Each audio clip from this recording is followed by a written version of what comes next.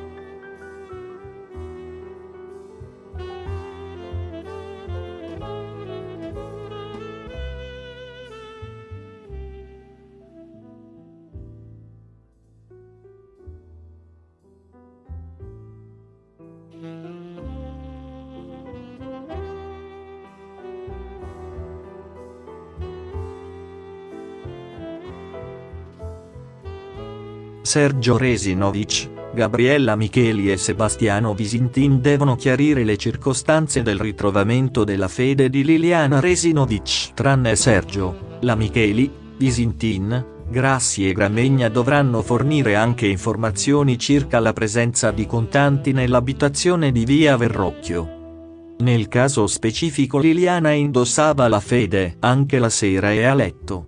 Ehi, non dimenticare di iscriverti a questo canale.